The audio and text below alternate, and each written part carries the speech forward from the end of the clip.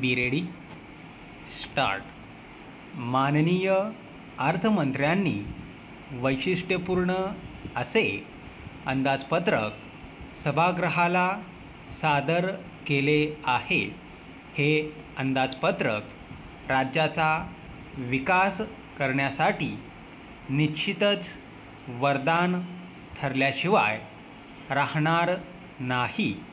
शेतकरी व मागासलेला समाज यांच्या विकासासाठी सरकारने प्रयत्न चालू ठेवले आहेत.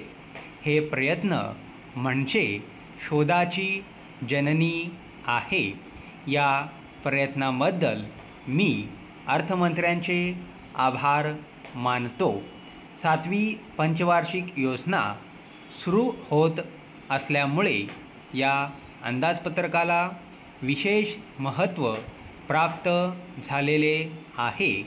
हे अंदाजपत्रक सादर होण्यापूर्वी असे वाटत होते की यावर्षी मोठ्या प्रमाणात कर लावले जातील. त्यामुळे गरजेच्या काही वस्तू बाजारपेठेतून गायब झाल्या होत्या. जादा कर लावलेला अर्थसंकल्प कोणाला सुद्धा आवडत नाही, परवडत नाही. तथापि विकासाचा नवीन कार्यक्रम हाती घ्यावयाचा असेल तर त्यासाठी पैसा लागतो. कर आकारणी करून पैसा उपलब्ध करावयाचा असतो.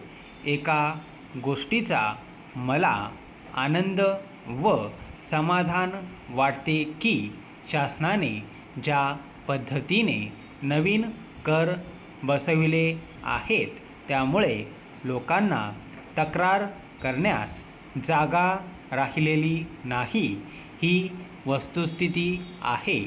नवीन कर आकारणीमुळे ग्रामीण भागावर जे कर बसणार आहेत त्याबद्दल मात्र मला या ठिकाणी थोडे सांगितले पाहिजे.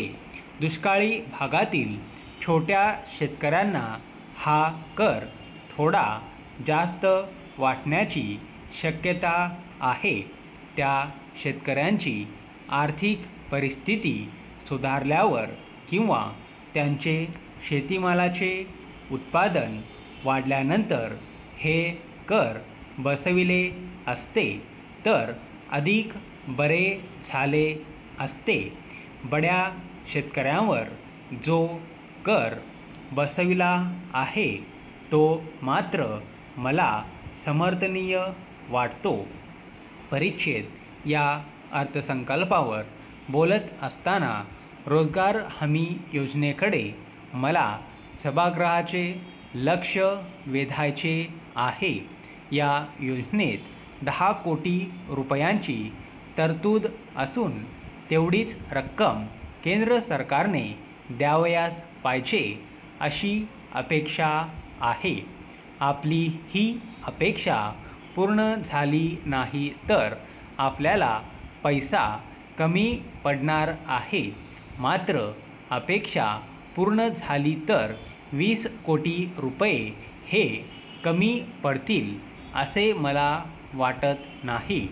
रोजगार हमी योजनेत सर्वांना समप्रमाणात वेतन मिळणे आवश्यक आहे. स्टॉप.